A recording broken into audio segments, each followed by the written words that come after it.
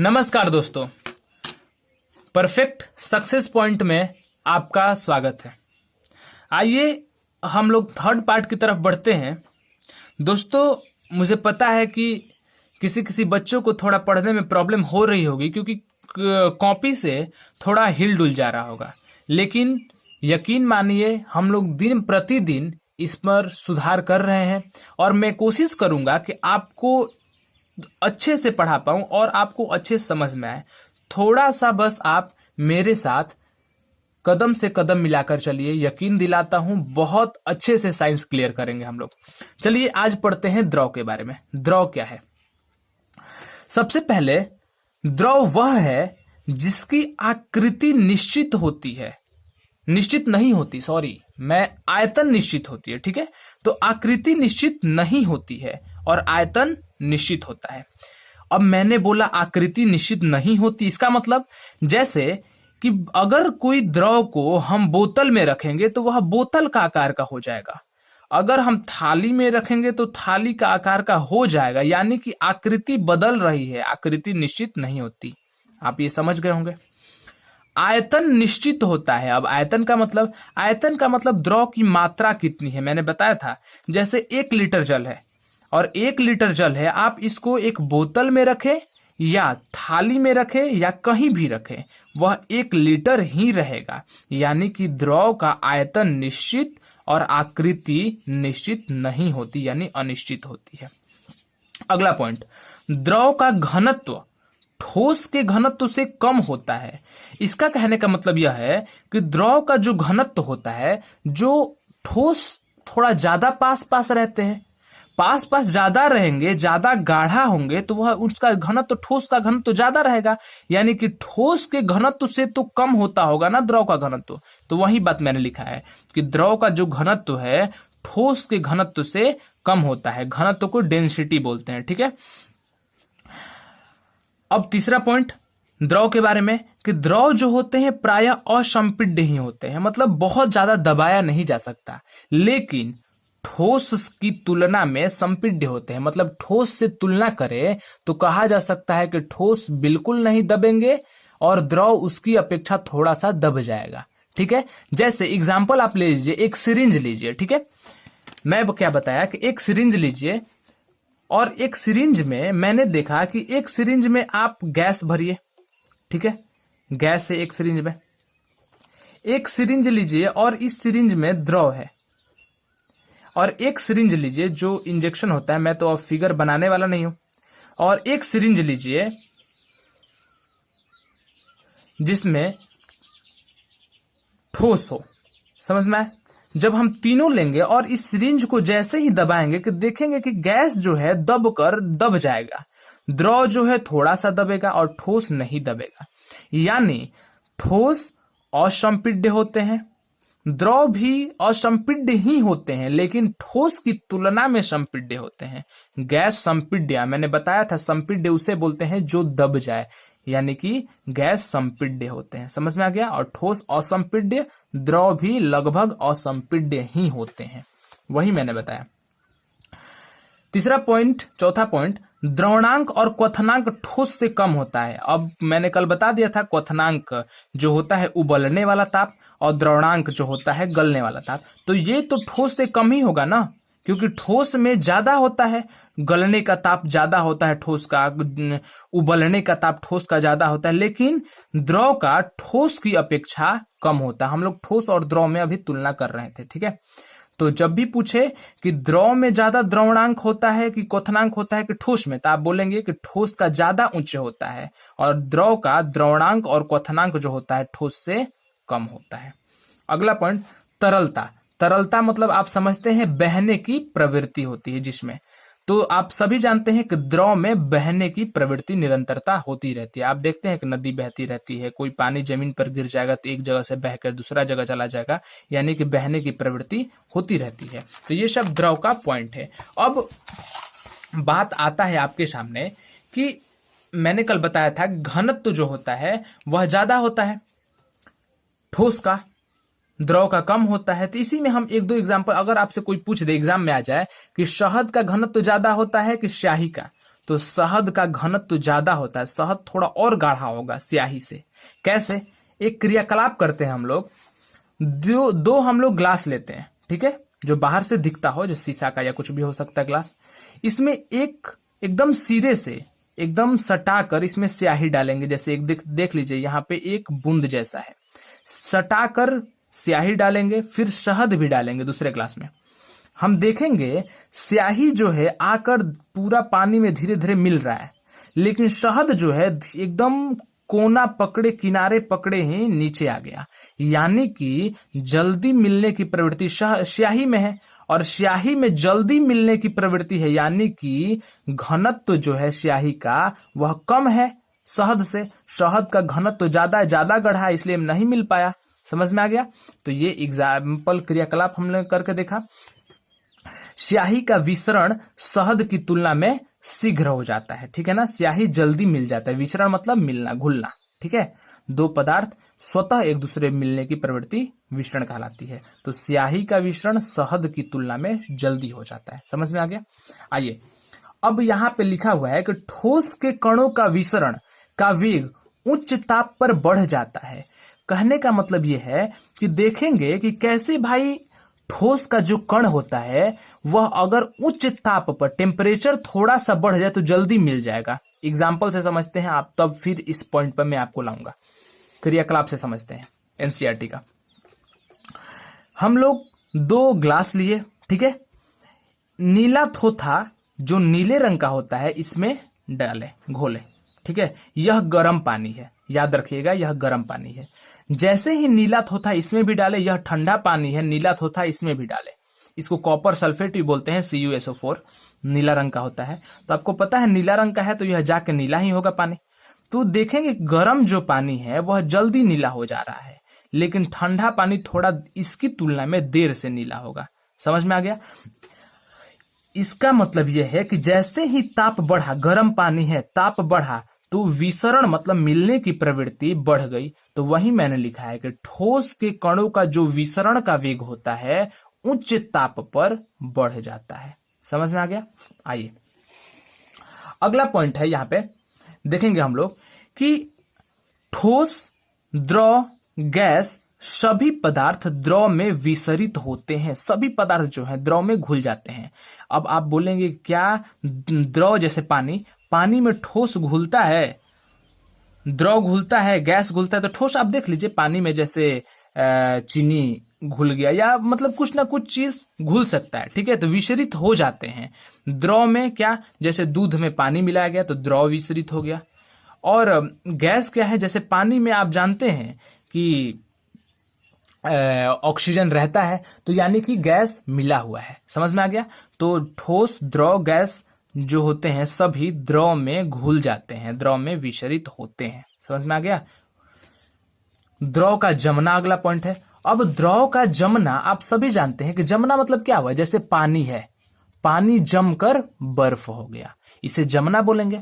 यानी आपने देखा कि पानी पहले द्रव अवस्था में था और फिर बर्फ बना, यानी कि फिर ठोस रूप में चला गया। यानी द्रव का ठोस के रूप में परिवर्तन ही जमना कहलाता है। समझ में आ गया? जैसे जल 0 डिग्री सेल्सियस पर बर्फ बन जाता है, तो इसे द्रव का जमना कहते हैं। यकीन है आपको द्रव का जमना समझ में आ गया होगा, ठीक है। आगे देखिए, वाष्पन। अब सबसे इंपॉर्टेंट पॉइंट है वाष्पन क्या होता है। आप सभी जानते हैं कि जैसे ही हम किसी जल को गर्म करते हैं घर में, तो देखते हैं कि गैस उड़ रहा है। समझ में आ गया? तो आप समझ जाते हैं कि यह इसका वाष्पन हो रहा है। समझ गया? तो वही वाष्पन को हम पढ़ रहे हैं। और घरेलू भाषा में हम सभी जानते हैं कि जल्दी किसका वाष्पन होगा, कम किसका वाष्पन होगा। समझ में आ गया? आइए घरेलू भाषा में ही समझेंगे अच्छे से। किसी द्रव का, कोई भी द्रव है, कमरे के ताप या द्रव के क्वथनांक के नीचे के ताप पर वाष्प बनकर धीरे धीरे वायुमंडल में चले जाना वाष्पन कहलाता है। समझ में आ गया? क्या कहा मैंने कि द्रव के क्वथनांक के नीचे का ताप होना चाहिए। समझ में आ गया? यानी कि आपसे जब भी पूछेगा कि वाष्पन की क्रिया कब होती है, वाष्पन की क्रिया तभी होती है जब क्वथनांक से नीचे ही होती है, क्वथनांक से ऊपर जाकर नहीं होती। जैसे जल का तापमान 100 डिग्री सेल्सियस है, मान लीजिए जल का तापमान जो है वह 100 डिग्री सेल्सियस पर क्वथनांक इसका होता है, ठीक है, जल का क्वथनांक 100 डिग्री सेल्सियस है। अब वाष्पन होगा तो आप हमसे पूछेंगे अगर कि वाष्पन की जो क्रिया होगी, अब बताइए सर कि वाष्पन की क्रिया क्वथनांक से अधिक ताप पर होगी, 100 डिग्री से अधिक टेम्परेचर बढ़ाया जाएगा तब गैस उड़ेगा, कि 100 से कम पर ही? तो 100 से कम पर ही। समझ में आ गया? यानी कि 100 से कम पर ही वाष्पन की क्रिया होनी शुरू हो जाएगी। यानी कि आपने देखा कि वाष्पन की जो क्रिया है क्वथनांक से नीचे के ताप पर ही होता है। क्वथनांक मैंने बोल दिया बॉइलिंग पॉइंट जिसको बोलते हैं, क्वथनांक से नीचे के ताप पर ही होता है वाष्पन की क्रिया। समझ में आ गया?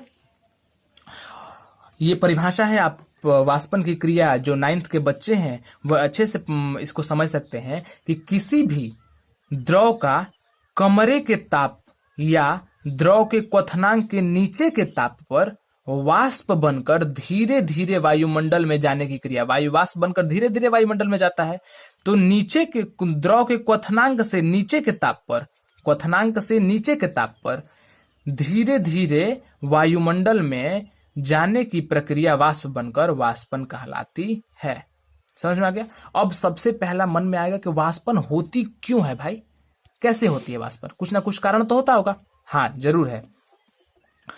जब हम देखेंगे कि जल के जो कण है हमेशा गतिशील रहते हैं, हमेशा गतिशील रहते हैं, क्योंकि मैंने बताया एक स्थान होता है जल में, तो हमेशा गतिशील रहते हैं तथा आपस में टकराते हैं। समझ में आ गया? जल के कण आपस में टकराते हैं। ये हवा से भी टकराते हैं, क्योंकि इसका गुण ही है टकराना, तो यह हवा से भी टकराएगा। तो ये हवा से भी टकराते हैं।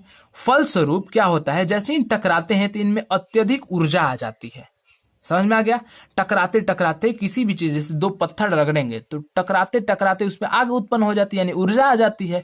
तो टकराते टकराते इसमें ऊर्जा उत्पन्न हो जाती है, और जैसे ही ऊर्जा उत्पन्न होती है तो जल के जो कण है इसमें कम ऊर्जा हो गई और ये सतह वाले पर ज्यादा ऊर्जा हो गई। समझ में आ रहा है आपको? ध्यान से समझिएगा। इसमें ज्यादा ऊर्जा हो गई, ज्यादा ऊर्जा, और यहां कम ऊर्जा हो गई, कम ऊर्जा। तो आप बताइए कि कम ऊर्जा है तो क्या ज्यादा ऊर्जा पर पकड़ बना पाएगा? नहीं बना पाएगा पकड़ अब, क्योंकि यह तो ज्यादा ऊर्जा हो गया। इसलिए जल के जो बाकी कण हैं सतही जल पर आकर्षण बल नहीं लगा पाते हैं। इसी के कारण जो सतह का जल है वह वायुमंडल में चला जाता है वायु के कणों के साथ। समझ में आ गया? वह इसीलिए ये हवा के साथ वाष्पित हो जाते हैं। आपको उम्मीद है बहुत अच्छे से समझ में आया होगा। आइए अगला पॉइंट हम लोग देखते हैं। अगला पॉइंट हम लोग देखेंगे कि वाष्पन अब होता है तो वाष्पन किन किन कारण से हो सकता है, इवेपोरेशन जिसको बोलते हैं। तो वाष्पन को प्रभावित करने वाले कारण क्या क्या हैं? तो हम लोग जानते हैं, घर में जानते हैं कि वाष्पन कब होगा भाई? अगर मान लीजिए कपड़ा सुखा रहे हैं तो ज्यादा सतह होगा, ज्यादा हम लोग उसको फैलाकर सुखाते हैं तो जल्दी सूखता है कपड़ा, और इसको सिकुड़ कर सुखाएंगे तो कम जल्दी नहीं सूखेगा। तो आपके माइंड में पहले से ये सब बात है, बस उसको साइंस की भाषा में मुझे समझाना है। आइए साइंस की भाषा में बहुत अच्छे से पढ़ते हैं, ठीक है। द्रव का क्वथनांक जितना कम रहता है उसका वाष्पन तेजी से होगा। अब तो आपको बहुत जल्दी समझ में आ गया होगा कि सर आपने बताया कि जब जिसका जो टेम्परेचर होता है, जैसे जल का टेम्परेचर 100 डिग्री सेल्सियस है, समझ में आ गया, तो इससे कम ही ताप पर उबलेगा, वाष्प होगा, कम ताप पर वाष्प। समझ में आ गया? कम ताप पर वाष्प। तो आप पूछेंगे क्या सर किसी का अगर 34 डिग्री सेल्सियस है तो उसका इसे भी कम ताप पे होगा, कम ताप पर वाष्पित। समझ में आ गया? यानी कि जिसका क्वथनांक जितना कम होगा वह जल्दी उड़ जाएगा। दोनों को एक साथ मान लीजिए गर्म करते हैं, एक साथ। समझ में आ गया? एक साथ इसको गर्म करते हैं। अब बताइए कि जब एक साथ गर्म करेंगे तो जल्दी कौन उड़ेगा? इसका क्वथनांक कम है तो यह जल्दी वाष्प में होगा। समझ में आ गया? तो इसी को साइंस की भाषा में मैंने लिख दिया है कि द्रव का जो क्वथनांक होता है जितना ही कम रहता है, द्रव का क्वथनांक जितना ही कम रहता है वह उतना ही जल्दी वाष्पित होता है।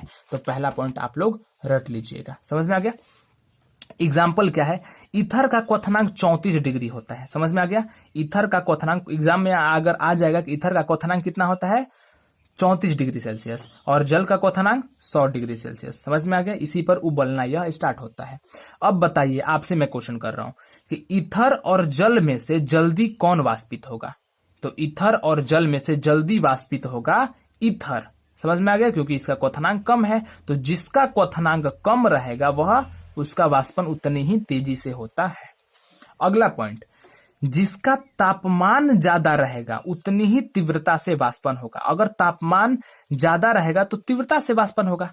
समझ में आ गया? अब आप ही देख लीजिए कि अगर हम किसी में एकदम कम धीमी आंच को रखते हैं, समझ में आ गया, और एक में बहुत तेज गैस हम जलाते हैं, समझ में आ गया, कम टेम्परेचर है इसमें बहुत ज्यादा ताप देते हैं। अब बताइए, दो जब चीज है, एक में कम टेम्परेचर देंगे, कम ताप देंगे, कम आग रहेगा, घरेलू भाषा में, समझ में आ गया, कम आग रहेगा इसमें, और इसमें ज्यादा आग रहेगा, ज्यादा ताप रहेगा, ज्यादा टेम्परेचर रहेगा।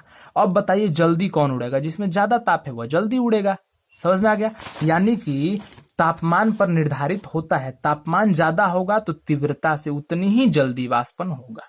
अगला पॉइंट समझ में आ गया? आइए अगला पॉइंट देखते हैं। सतह का क्षेत्रफल जैसे ही बढ़ेगा, मैंने इसको अपने भाषा में लिखा है, अब मैं जो बोल रहा हूं ना उसको आप कॉपी पर लिख लीजिएगा, अच्छे से लिखिएगा, नोट्स बना के अच्छे से। समझ में आ गया? ताकि मेरे पढ़ाने का तरीका आपको बिल्कुल दिमाग में बैठ जाए। आप कोई भी एग्जाम में, अगर 9th के बच्चे हैं तो उनको अपने एग्जाम में प्रॉब्लम ना हो लिखने में, अगर कंपटीशन के बच्चे हैं तो उनको अच्छे से समझ में आ जाए। ठीक है? तो सतह का क्षेत्रफल ज्यादा अगर होगा तो ज्यादा इवोपरेशन होगा, ज्यादा वाष्पन होगा। समझ में आ गया? जैसे कपड़ा का एग्जांपल दिया, कपड़ा का सतह का क्षेत्रफल, कपड़ा का एरिया अगर हम लोग फैलाकर कपड़ा पसारेंगे, ठीक है, तो वाष्पन जल्दी हो जाएगा, जल्दी वह सूखेगा, जल्दी उसका जो वाष्प के रूप में जल्दी द्रव उड़ जाता है। समझ में आ गया? अगला पॉइंट, वायु का वेग अगर बढ़ेगा तो क्या आप पूछेंगे वायु का वेग बढ़ने से वाष्पन होगा? तो हाँ, वायु का वेग जैसे ही ज्यादा होगा वाष्पन हो जाएगा। जैसे अगर एक पंखा के नीचे पेट्रोल रखें और एक बिना पंखा के नीचे पेट्रोल रखें, दो रूम में, एक जगह जहां पंखा नहीं है वहां पेट्रोल रखिए, एक जगह जहां पंखा है पेट्रोल रखिए, देखिए कौन जल्दी उड़ेगा? जहां वायु का वेग है, यानी कि जहां पंखा है वहां पेट्रोल जल्दी उड़ जाएगा। यही तो मैंने लिखा है कि वायु का वेग जहां बढ़ेगा वाष्पन भी बढ़ जाएगा। अब 5वां पॉइंट, आर्द्रता अगर बढ़ेगी तो वाष्पन कम होगा। आर्द्रता मतलब जलवायु में नमी आ जाएगी। तो जलवायु अगर भींगा रहेगा, हमारा वातावरण अगर भींगा रहेगा तो वाष्पन कम होगा।